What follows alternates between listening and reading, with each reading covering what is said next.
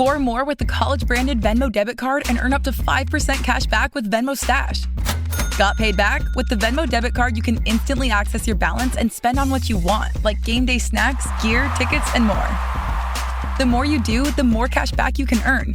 Plus, there's no monthly fee or minimum balance. Sign up now at Venmo.com/collegecard. The Venmo MasterCard is issued by the Bancorp Bank N.A. Select schools available. Venmo Stash terms and exclusions apply at venmo.me/stash terms. Max $100 cash back per month.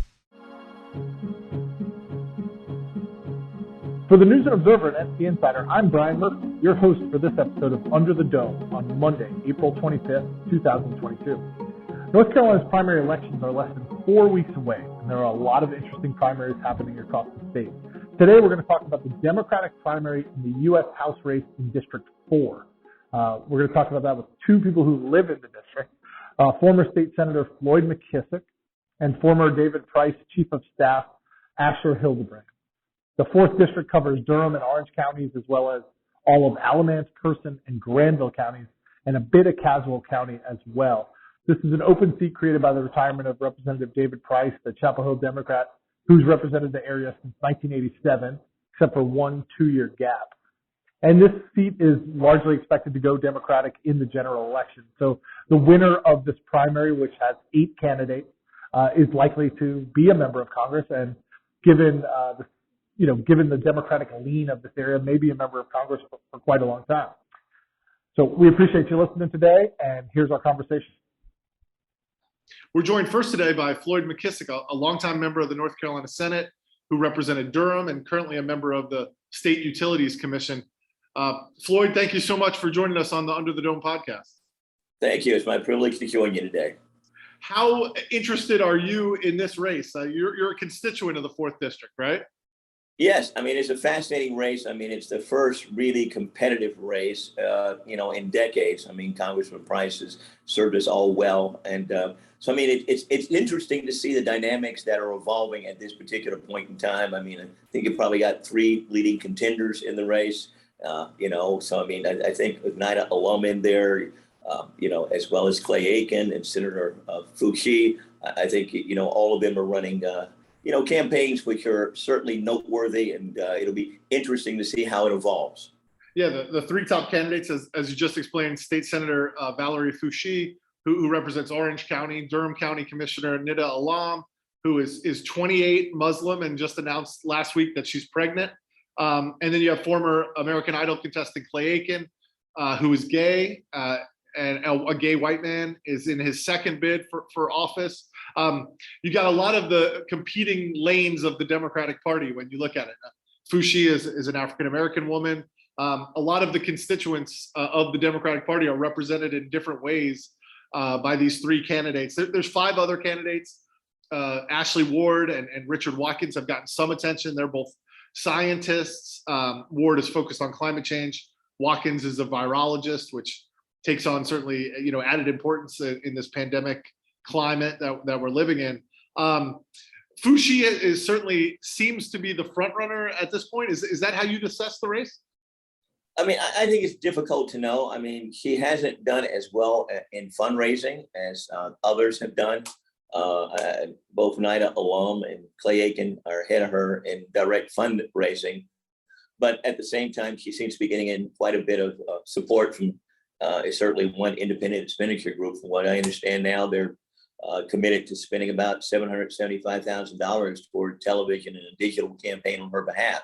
And while that's independent of her candidacy, nevertheless, when you have these independent expenditure groups, committed to spending, significant, vast sums of money, that certainly makes a difference. So while her campaign has not been very aggressive in fundraising, she has other outside interests who are trying to help her. Yeah, that's the Protect Our Future super PAC, funded by a billionaire cryptocurrency exchange founder. Yes, they've committed about $771,000, give or take, to support her campaign. She's also running. She's gotten some bundling help from AIPAC, which is the pro-Israel super PAC that has helped raise direct funds for her account. And certainly the subtext of that is Alam is running for Congress, would be a Muslim member, to see the pro-Israel PAC get involved in trying to boost her top competitor. There's certainly ramifications there as well. You're someone who's gotten elected from at least part of this district. When you look at the demographics of the district, is this going to come down to Durham County? Is it going to come down to Orange County? There's certainly some other parts of the district now that may have different leanings than Durham and Orange. Yeah, I mean, my Senate district at times included all of Durham, as well as, well, I won't say all of Durham, substantial parts of Durham, as well as all of Granville County. And at some point, my district did include all of Durham. So, I mean, it's been interesting over the years, the way it has evolved.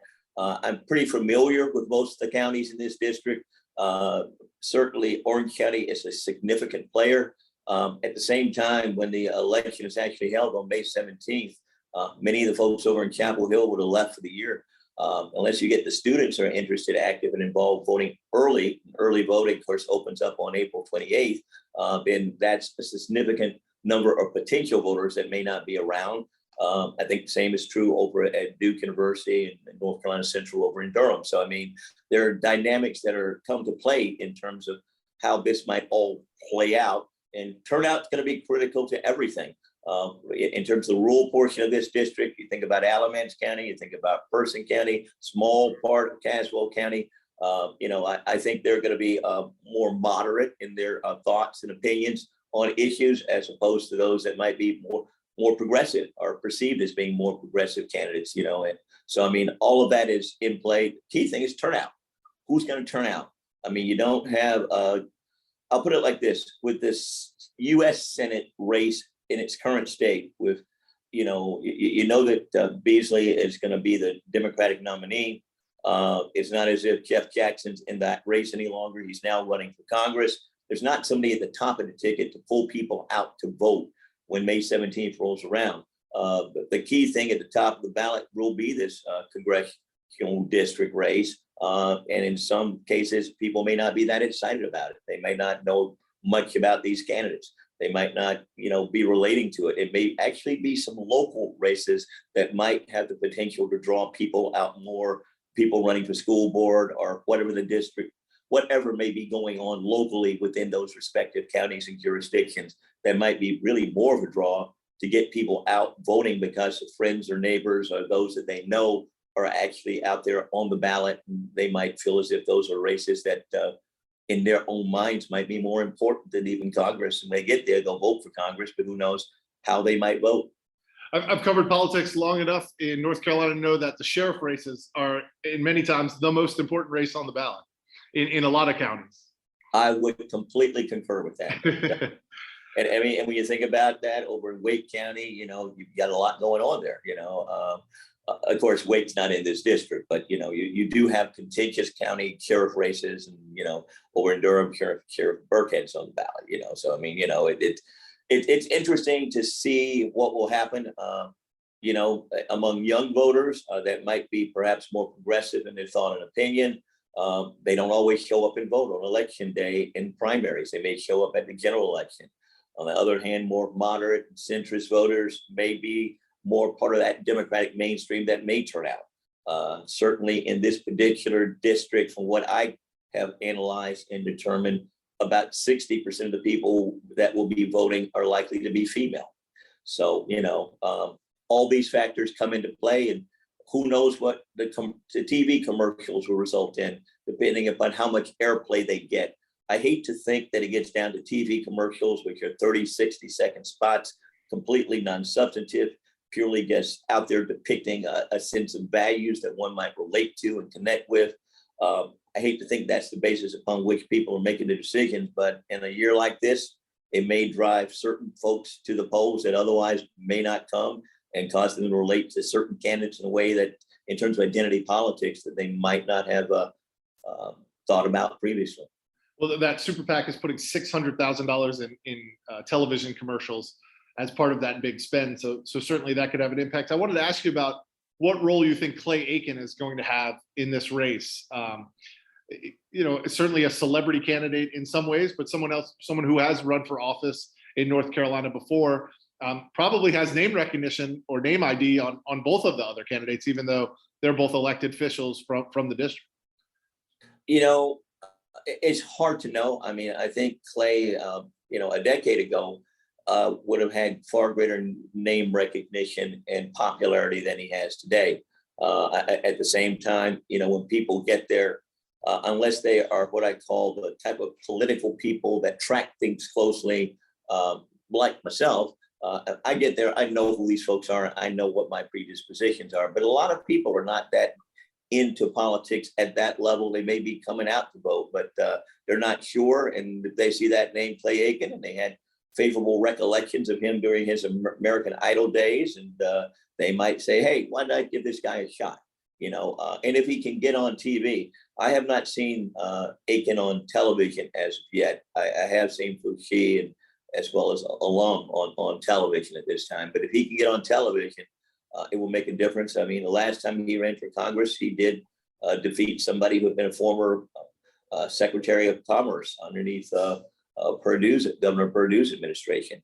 Now, he won that primary, but he failed in winning the election in that district. So I recall, I think that was Renee Elmers who won. Sure. Have you, I probably should ask from the top, have you endorsed in this district, or have you made your No. support public? No, not at all. And this, is a district that, as you mentioned earlier, David Price has represented it for a really long time. There's been some talk that maybe you would consider a run in this district. Did the timing not work, or obviously there's 8 candidates, so a lot of people did decide, to get in this race? Yeah, I seriously considered running. I mean, I've always wanted to serve in Congress. It's one of those things I thought would be the next opportunity that I would be most fascinated, intrigued by, and where I could best serve folks in North Carolina. In terms of timing, it was not great. I mean, what you had in this particular year was a situation where the district boundaries for this congressional district and all the congressional districts were not determined until basically 11:45 p.m. on a Wednesday evening, and the next morning at 8 a.m. the filing period opened, and it ran for approximately 10 days. Within that time frame, if you look at this particular district, Orange County, the county that Senator Foushee is from, at one point it was in a district with Watauga County within that 10 days before the maps were even finalized. Wake County and where it was going to be and where the Wiley Nickel was going to be in the district had not yet been determined. You had a lot of things that were moving around. I went out and checked to kind of gauge the temperature of people. There was a lot of interest and a lot of support on my behalf. I did meet with people in many of these counties, up in Alamance, over in Granville, and I got a lot of support. People encouraged me to run. I also tried to determine how much money I could raise quickly. And I was told that it was a $600,000, $700,000 campaign, and optimally you wanted $1.1 to $1.2 million. And I couldn't see myself within 4 to 6 weeks coming up with the dollars that were necessary to be a good, strong, competitive candidate, even though I think I would have had more name recognition than perhaps anybody in this race right now in this district. So I decided, after careful thought and consideration, that it was not the year to get in there. And to be honest with you, when I look right now at the way the maps are drawn in North Carolina, these maps can again be redrawn within the next year, depending upon what happens at the North Carolina Supreme Court and potentially at the US Supreme Court. So you can end up with a district that changes once more. I've been a part of these redistricting committees in the state Senate in the past more than a decade. I know how maps can be drawn. I understand how fluid these boundaries can be. And when you have an understanding of how much these things can dramatically change, I think Durham will always be a Democratic stronghold in this state.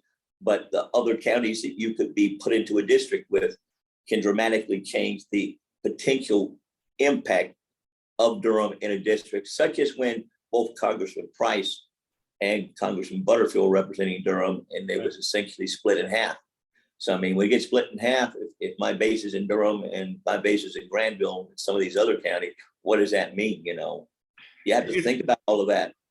Yeah, it's an awful lot of money and time for a job that might only last 2 years, and the district may change drastically. I wanted to go ahead. I can conclude with this. You're an outside observer, haven't picked a candidate. What are you looking for on election day or in the days leading up to the election to kind of give you a sense of who might be winning this thing? Well, I'll be interested to see what people have in place in terms of a ground game. Who out there among these candidates is making telephone calls to potential voters? Who's out there knocking on doors to see how, to increase the turnout, but more importantly, to acquaint people with who these candidates are? What are they doing in terms of a digital campaign? What are they doing in terms of things other than just television? I'm at the point where I understand television plays a significant role, but I want to see what I call traditional retail politicking. How many are making events? How many are getting out and being visible in the various communities in this district? And not just in Durham or over in Granville. Got Alamance part of this district. Who's paying for TV time over there in that Greensboro market that Alamance County is a part of? All of these factors will influence outcome on election day. What work the Durham Committee is doing in Durham, which is a traditional African-American organization to pull the African-American vote out. What's being done by the People's Alliance to get their base out in Durham. All these factors is a confluence that will occur. And depending upon who has the best ground game, who has the best capability of turning votes out in a low yield and a low voter turnout election cycle, where you don't have a U.S. Senate candidate on the Democratic side that's going to be drawing folks to the poll, that will influence what happens in this district. And so time will tell. We'll see as it evolves, and I'm excited about it. I think we'll see somebody new emerge out of this primary who will definitely be the person destined to win in November based upon the demographics of this district. We've talked a lot about get out the vote and television ads and some of that stuff. Is there an issue that separates the candidates in any meaningful way? And I do wonder how the Israel issue might play in the district.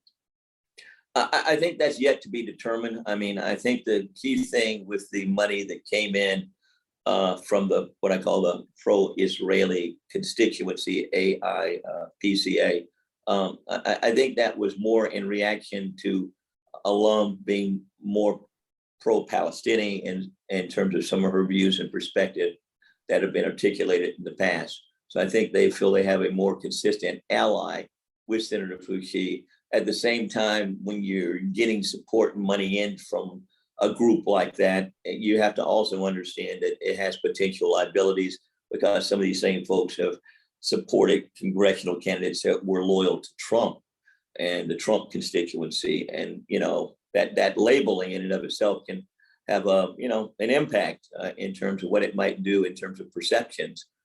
Certainly in terms of one, I think it was the Progressive Caucus, the State Democratic Party withdrew its support for Fushi after they found out what had happened in terms of her support from that organization. So, how that impacts things, yet to be determined. But, in terms of issues, I think they have issues on the table, but they need to start thinking about things like inflation. I haven't heard any of them address inflation in a meaningful and significant way.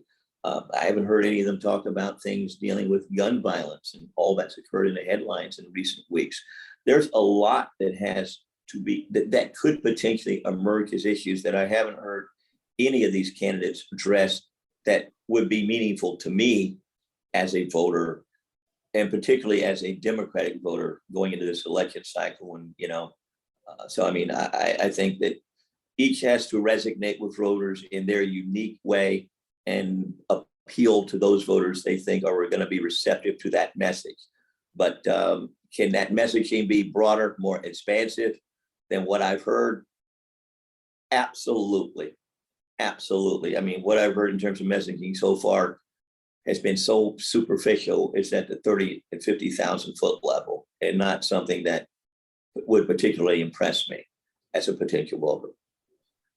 Well, there you have it, candidates. You need to impress Floyd McKissick. His vote is out there, and he wants to hear some more from you. I appreciate you joining us on this, and I think there are several primaries that are super interesting, and the fourth is certainly one of them on the Democratic side. So I appreciate you sharing your insight with us, and thanks so much for joining the podcast. Thank you for the invitation. Take care now. And now we're joined on the podcast by Asher Hildebrand, who previously served as David Price's chief of staff and is now a professor at Duke's Sanford School of Public Policy. he's taking some time away from the end of semester crush to join us today. We really appreciate it. Thanks, Asher. I'm happy to be here, Brian. Let's start with that bit about David Price's chief of staff. As we talked a little earlier with Floyd McKissick, David Price has been in the seat since 1987. Save 1-2 year break there. North Carolina and the people of Durham and Orange County in particular are going to be losing a lot when Price is no longer in the House, especially given some of his prominent positions on infrastructure. Well, we deal a lot with infrastructure, but on some of the financial committees. What is North Carolina going to lose, or what is Representative Price's legacy as you see it?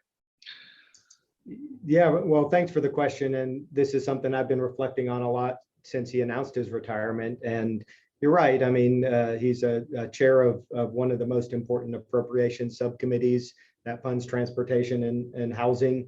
And that's going to matter for North Carolina and for the country, because he's been a real champion of some of those investments.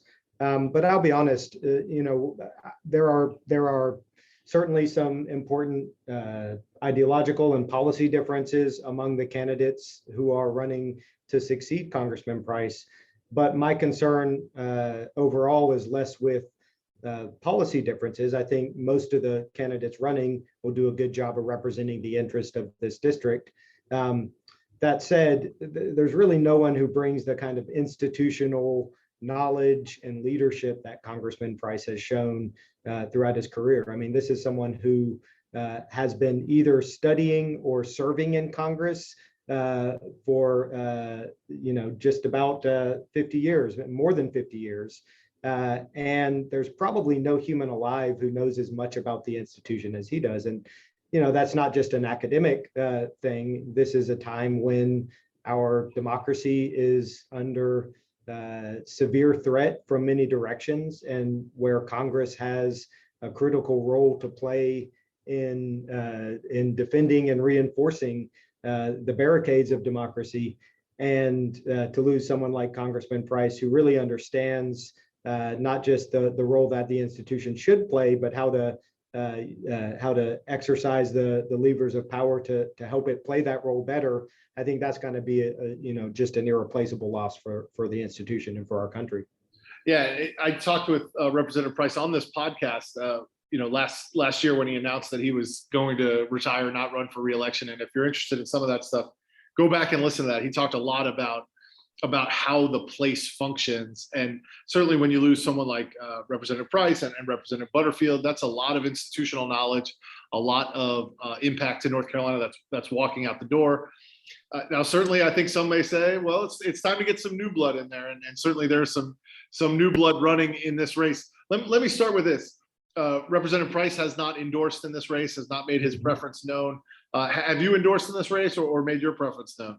I have not endorsed or made my preference known. And in fact, I'm not even sure I've made up my mind yet. I think we've got a very interesting and varied and diverse field. Well, then you're a good person to talk to. Floyd McKissick also hasn't endorsed or picked candidates. So, and like him, you are a constituent in the 4th District, right? That's right. Proud resident of Durham. And we talked a lot about Foushee and Alam and Aiken as sort of the 3 candidates who have been able to raise the most money and sort of have the highest profile. Certainly there's 8 total candidates in the race on the Democratic side. Do you see it dividing as neatly into lanes as simple demographics, or what are you looking at when you look at this race and what may determine a winner? Yeah, I mean, that's a great question, Brian. And, there's a kind of narrative that this primary is a microcosm of the debates that are happening within the Democratic Party nationally now, or the evolution of the party over time. And I think that gets it partially right. There are ideological differences among the candidates, but I also think that there are stylistic differences and even generational differences among the candidates, where you have some, who have long records of service, who are respected and revered by many in the district, who are, have sort of put in their time with the Democratic establishment. And then you have others who are newer to public service, who are much less patient with the Democratic establishment or interested in playing by the old rules of the game. And I do think that that division to me is as interesting as any of the ideological divisions. And I think it's reflective of where this district is right now, where you have certainly lots of communities who have been deeply rooted in this area's politics for many years, working hard to elect good leaders who represent them and reflect the diversity and richness of the community. But you also have lots of young people, lots of new transplants, lots of people who are just less familiar with the historic record of some of our leaders and who are impatient for change. So I think all of that makes this just a really fascinating race to watch. Yeah, you start to look at, we play a lot of identity politics, particularly in the media, I think, and on the Democratic side in particular. And I would add in a compressed primary where we don't get a year and a half like we do with presidential candidates to kind of vet people. And so you see Fushi as a Black woman, Alam as a Muslim woman candidate who's only 28 and has announced that she's pregnant. You see Clay Aiken as a gay white male candidate. Can they break out of those lanes, or is there a way to reach a demographic that's not necessarily embedded in demographics? Yeah, well, I mean, just first of all, it's striking just acknowledging what you just acknowledged. I mean, and that regardless of who emerges from this primary, it's going to be a historic change, right? And just as a voter and as a Democrat, it really excites me that we have such a great diversity of candidates within the field, including candidates from backgrounds that are not traditional in politics, right? Now, I think you're right, though, that to win a primary, even a Democratic primary in what is now the most Democratic district in the entire state, you're going to have to do more than just appeal to your base. And I think that's in part because, again, there are differences of identity among voters, just as there are differences of identity among candidates, but those differences aren't always clear cut. I think the divide, for example, among older African-American voters and younger African-American voters in a place like Durham, where I live, is going to be a fascinating thing to watch. Who supports Senator Fushi, for example, versus Commissioner Alam in that case, or for someone like Clay Aiken, who is kind of the big X factor in this race, as somebody who has not been rooted in Durham and Chapel Hill historically, but certainly has roots in the Triangle. And has an appeal that is unlike the appeal of any of the other candidates, as a celebrity, as an activist, as someone who, cares deeply about some of the issues that he's been involved in. It's just really hard for me to develop, what is the typical demographic profile of a Clay Aiken supporter? I don't know. That's a good question. And so I think it's not quite as simple as identity.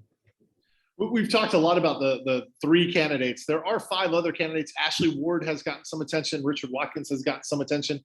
I don't know if they're candidates to win this, but when you get a large field, we start to talk about runoffs and we start to talk about the 30% threshold.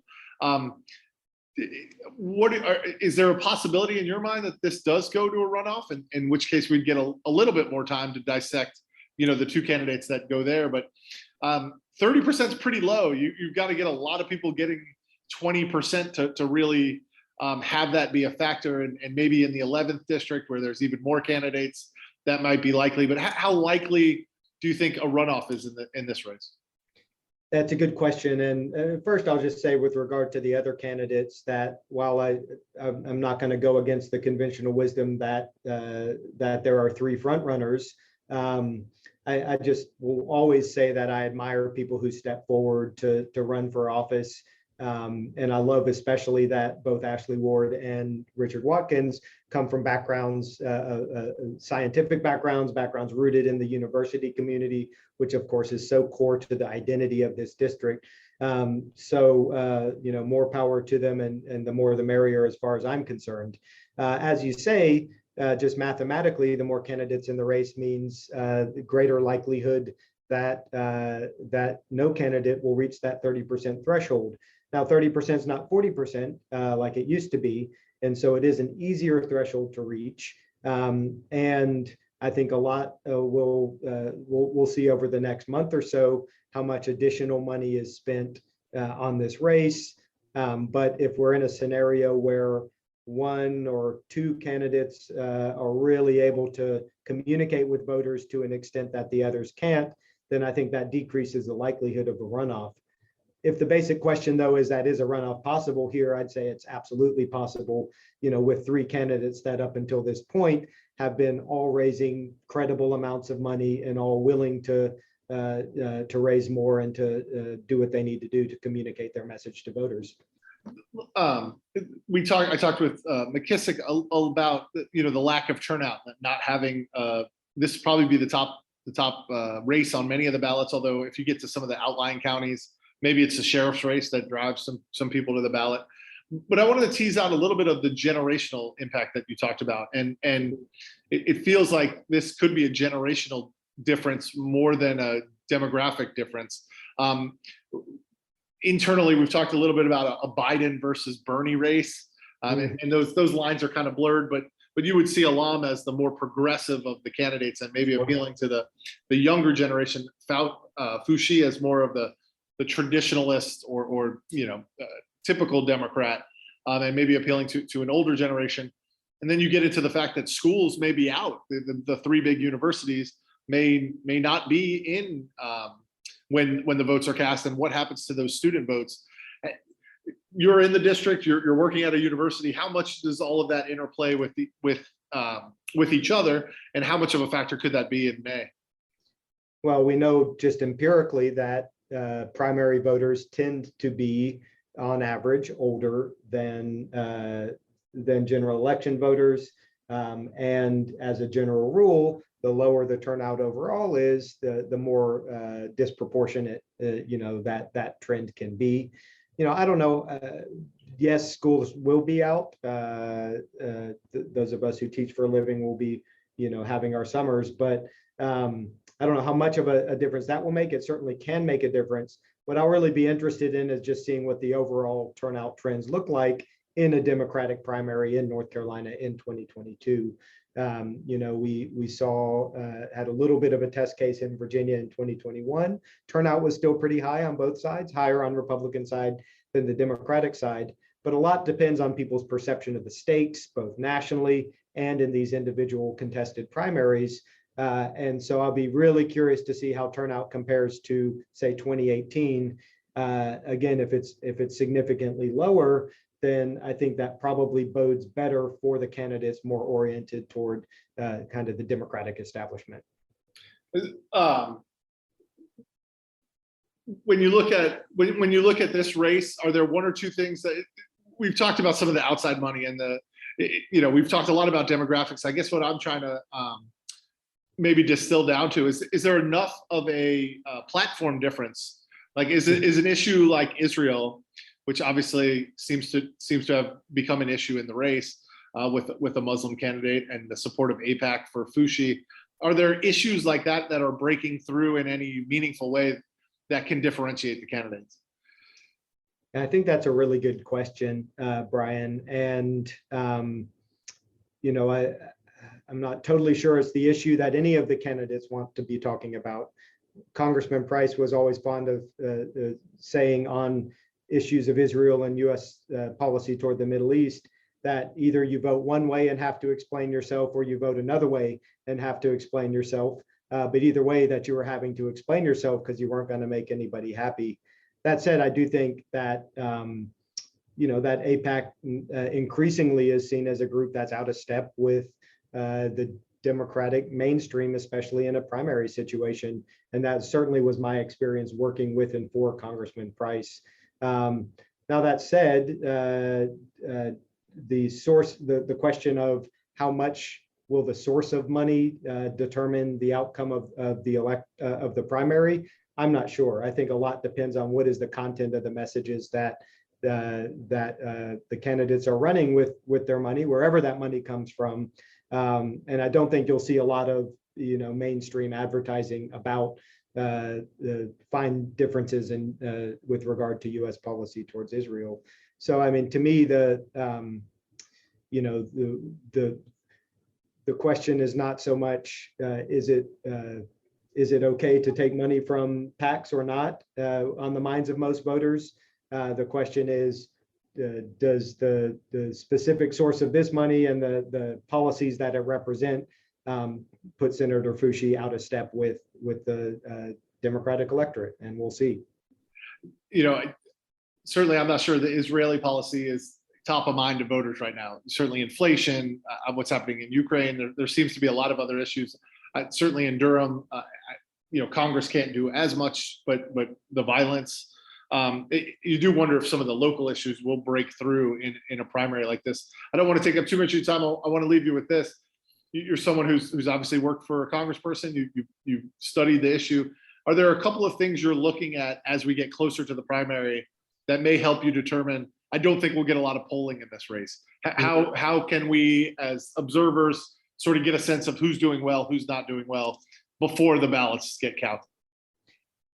Yeah, that's a really good question. And, I think it's important to point out that primaries are not general elections, and that things like the candidate's background and history, the candidate's relationship with the voters, the work that the candidate has put in locally, doing all of the old-fashioned things like showing up at community meetings and going to house parties and attending that sort of stuff can have an impact in a primary that's in some ways greater than the general election, because those are the primary voters that they're appealing to with that event.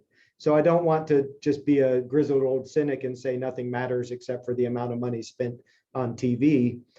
That said, TV matters and communication matters. And I think since we won't have the benefit of another quarterly report between now and the primary, I think just looking at who's flooding the airwaves, who's flooding your mailbox, who's flooding your Instagram feed as an indication of the amount of money candidates are spending trying to communicate. And if there's relatively equal communication happening among those top three candidates, we could very well be headed for a runoff. But if you really see Senator Fushi with the infusion of outside funding that she's had, or any other candidate, kind of really running away from the pack, that could have an impact at the end of the day. Because the other thing we know about primaries, especially an open primary to replace a long-term incumbent, is that a lot of the candidates are just coming in without the voters knowing much about who they are. And so just seeing how they introduce themselves to voters, help voters understand who they are, that can make a big difference. I'll leave you with this. In your mind, and you've probably spoken to him more recently than I have, what do you think Representative Price does with the next part of his career?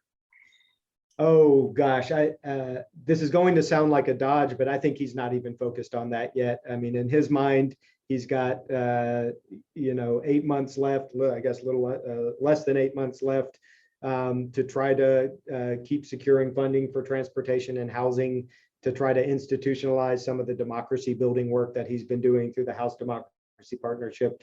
Got a laundry list of other projects that he'd love to see through. And I think it's fair to say in my conversations with him, but also in his conversations with others, he's much more focused on that than on whatever comes next. After the career he's had, I don't think he's all that worried about where he lands after this. Well, Asher, I appreciate the time. Thanks so much. I'll let you get back to grading those final papers and having those final meetings. Thank you for your time. Thank you for your expertise on this District 4 race, and we're all eagerly waiting to see what happens. Thanks, Brian. Happy to do it, and can't wait to hear. Thank you so much. For more from our politics team, subscribe to the News and Observer at newsobserver.com/subscribe. Follow us on Twitter at Under the Dome and NC Insider, and sign up for our weekly political newsletter, also called Under the Dome, at newsobserver.com/newsletters. Thanks for listening.